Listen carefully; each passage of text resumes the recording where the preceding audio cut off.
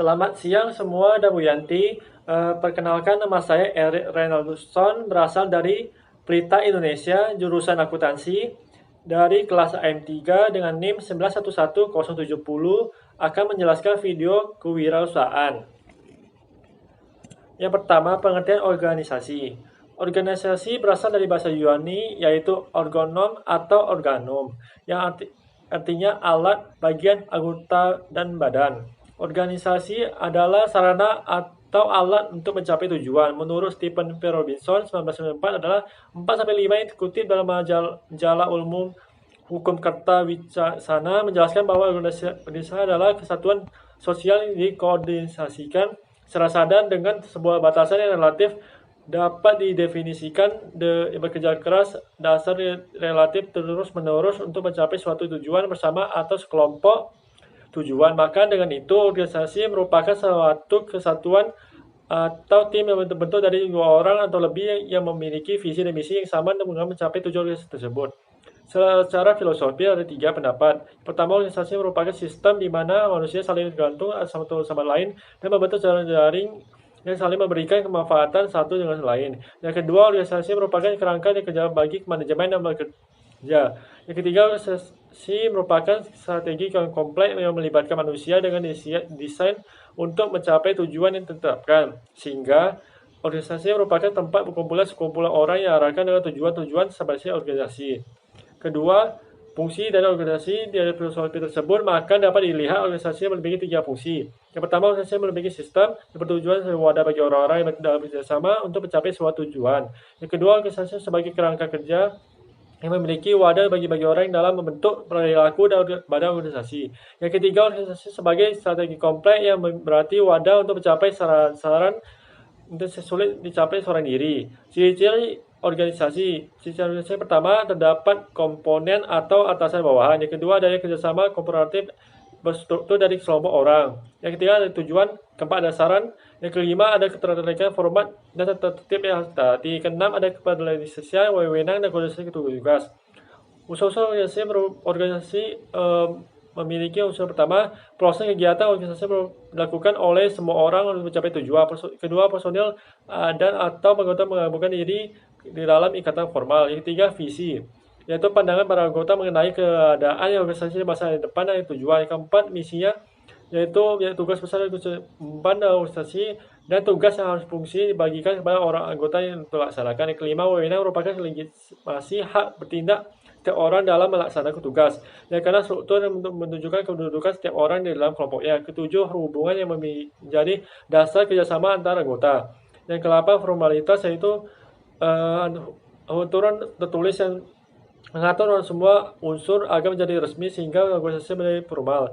Yang sembilan, sumber energi yang menjadi gerak organisasi dalam yang selalu dinamis. Bentuk-bentuk organisasi. Pertama, bentuk organisasi atau garis lini merupakan organisasi yang semata-mata memiliki hubungan wewenang lini dan organisasi. Ciri-cirinya, jumlah karyawan relatif sedikit, struktur organisasi yang kecil, muncul pimpinan biasanya memiliki perusahaan.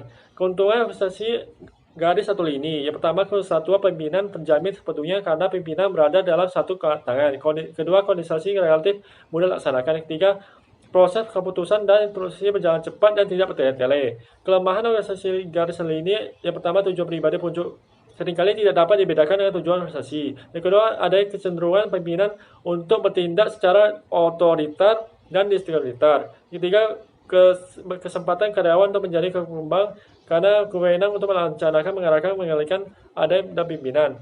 Kedua, organisasi lini ada staff. Dalam organisasi terdapat kesatuan komandan terutama pimpinan wewenang dari pimpinan tertinggi kepada unit bawahan dan langsung secara vertikal.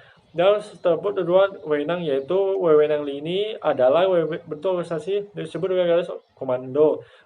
Bentuk organisasi lini ini adalah suatu bentuk organisasi di mana puncak pimpinan atau top manajemen dan staf eksekutif dipandang sebagai kekuasaan tunggal. Yang dua, wewenang staf merupakan organisasi di mana anggota yang memiliki hak memberikan badan pertimbangan dan atau nasihat kepada pimpinan. Hanya terdapat pimpinan oleh staf memberikan kepentingan berupa saran kepada pimpinan. Ciri-ciri organisasi lini dan staf. Yang pertama, jumlah karyawan relatif banyak. Kedua, organisasi besar dan bersih kompleks. Ketiga, hubungan antara atasan dan bawahan tidak bersifat langsung. Keuntungan organisasi linear staff adanya pembagian jelas antara kelompok ini dengan tugas kelompok organisasi dan kelompok staf yang memiliki kegiatan penunjang. Ya, kelemahannya dari organisasi linear staff, pimpinan sering diabaikan mengasih nasihat atau saran staf. Pimpinan staf mengabaikan tugas gagasan yang dikemukakan oleh pimpinan ini. Bentuk yang ketiga, organisasi fungsional adalah seorang tokoh manajemen ilmiah atau sistem manajemen, yaitu Fredrik jasa bidang manajemen yang mendapatkan julukan sebagai Bapak Manajemen Ilmiah atau The Father of System Management. Organisasi fungsional disusun berdasarkan sifat-sifat dan macam-macam fungsi dengan kepentingan organisasi. Yang ciri-cirinya organisasi fungsional, pertama, perbindangan tugas dan secara tegas dan jelas dapat dibedakan. Kedua, bahwa bawahan akan menerima perintah dari beberapa orang atasan. Keuntungan organisasi fungsional adalah yang pertama adalah pembagian tugas antara kerja dan pikiran, mental, fisik dapat dicapai dengan tingkat simulasi baik. Kelemahannya organisasi fungsional adalah inisiatif perseorangan yang sering tekan karena sudah dibatasi oleh satu fungsi. Yang kedua, sulit mengabaikan pertukaran tugas karena selalu mengspesialisasikan diri dalam suatu bidang saja.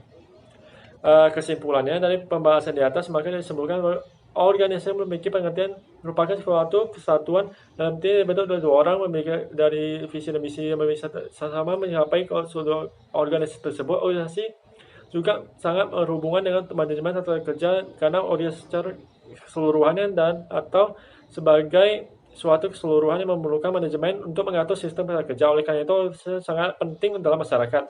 Sarannya, berdasarkan kesimpulan dari materi di atas, sangat diharapkan bagi masyarakat untuk memahami sebentuk organisasi yang ada, karena organisasi memerlukan pada organisasi dalam pertimbangan pembagian tugas yang baik secara individual maupun sosial atau bersama-sama. Maka dari pentingnya bagi kita memiliki pengetahuan tentang organisasi yang dapat mengembangkan potensi dia sebanyak mungkin, terutama dalam keorganisasian. Selanjutnya, saya akan menjelaskan materi menilai kebutuhan usaha.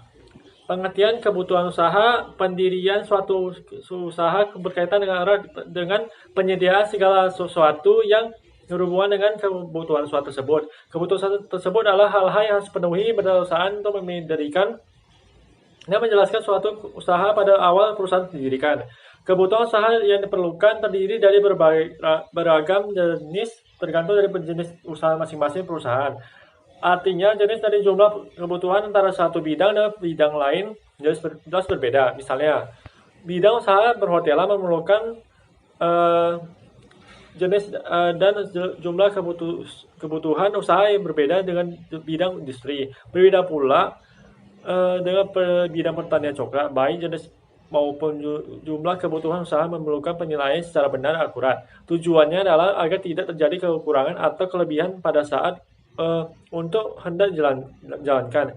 Kekurangan akan menyebabkan adanya penambahan biaya dan kelebihan akan mengakibatkan adanya yang mubazir dan tidak bermanfaat sehingga pengeluaran biaya menjadi berlebihan. Jumlah kebutuhan usaha menurut perusahaan disesuaikan dengan tujuan perusahaan saat ini. Namun dapat mulai kebutuhan usaha untuk beberapa periode ke depan. Penyusunan keputusan ini harus dilakukan secara benar sehingga tidak ada ketinggalan setelah jenis kebutuhan disusun secara lengkap. Langkah selanjutnya adalah menentukan komponen harga dan setiap jenis kebutuhan. Harga pada setiap jenis komponen yang ditetapkan harus benar-benar sesuai dengan harga pasar atau harga di pokok berdasarkan prediksi kondisi yang akan terjadi pada periode tertentu. Dengan total kebutuhan usaha, maka akan diketahui kekurangan dana yang dimiliki secara dapat mengambil sebuah tindakan lainnya untuk menutupi kekurangan dana tersebut, baik menggunakan modal sendiri maupun modal pinjaman.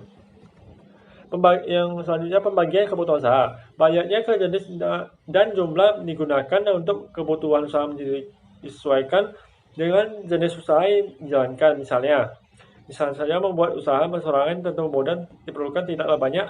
Dari perusahaan perseorangan terbatas, artinya komponen biaya kebutuhan usaha tergantung dari jenis usaha. Menurut Kashmir 2012-82 cerah garis besar, jenis komponen kebutuhan usaha meliputi yang pertama biaya pra-investasi, Biaya investasi adalah biaya yang nantinya akan dikeluarkan perusahaan dalam rangka memulai suatu usaha. Artinya, biaya yang dilakukan sebelum usaha berdiri, karena biaya investasi diperlukan untuk membiayai kegiatan awal pada saat pemilihan usaha seperti biaya survei lapangan, biaya survei studi kelayakan, pengurusan izin, pengurusan dan pembersihan lahan, serta biaya investasi lainnya. Kedua, biaya pembelian aktiva tetap. Aktiva adalah harta perusahaan, sedangkan aktiva tetap adalah harta perusahaan yang bersifat bertahan lebih dari satu tahun. Biaya pembelian aktiva tetap terdiri dari aktiva tetap rujuk seperti pembelian tanah, pembelian bangunan, pembelian mesin-mesin, pembelian mobil untuk usaha maupun pembelian peralatan. Sedangkan aktiva tetap tidak berwujud seperti pembelian lisensi, hak paten, atau sistem franchising atau waralaba. Ketiga, biaya operasional.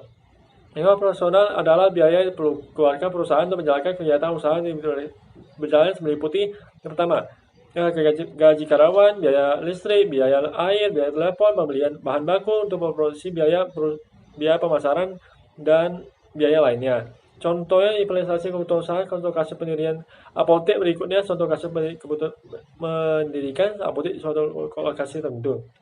Nama kebutuhannya, yang pertama biaya investasi senilai 100 juta, biaya aktiva tetap A, biaya sewa ruko selama 5 tahun senilai 50 juta, dikalikan tadi 250 juta, yang B biaya inventaris, yang pertama instalasi 3 buah 30 juta, kedua lemari 3 buah 1 juta, meja 3 buah 1,5, kursi 6 buah 1 juta, telepon 1 buah 500.000, komponen 2 buah komputer 8 juta. Ketiga, modal kerja, modal awal pembelian obat-obatan 150 juta, biaya tenaga kerja 6 bulan 45 juta, listrik, telepon dan lain-lain 20 juta, jumlah kebutuhan investasi senilai 607 juta, dan dana tetap atau modal sendiri senilai 500 juta, dana pinjamannya 107 juta. Secara garis besar kebutuhan investasi digambarkan sebagai berikut. Yang pertama, biaya investasi 1 juta, biaya sewa ruko 250 juta, biaya investasi 42 juta, modal kerja 215 juta, jumlah kebutuhan dana 600 juta, dana sendiri 500 juta, dana pinjaman 107 juta. Contoh kasus pendirian SPBU. Yang pertama, selama kebutuhannya biaya investasi 350 juta, biaya aktiva tetap, biaya pembelian tanah untuk lokasi SPBU senilai 3.000 meter senilai 9 miliar. Biaya pembelian tanah dan sarana. Baru bangunan kantor yang pertama 50 juta, biaya kios penjualan 4 buah 70 juta, gudang 1 25 juta, musola 10 juta, toilet 2 10 juta, genset 1 90 juta, jalan penerangan 75 juta, pagar taman 115 juta, rumah racun api 20 juta, sinterboard Pertamina 15 juta, mobil 2 25 juta, saran perlengkapan lainnya, biaya pembelian peralatan 50 juta, tangki 4 800 juta, pompa BBM 300 juta, bel listrik PPN 10 ribuan 15 juta, persegi set 2 buah 20 juta, pemadam api inventaris kantor 55 juta, meja 3 150 juta, kursi 6 1,2, lemari darat 0,5, komputer 2 8 juta, telepon 1 juta, mesin fax 500.000,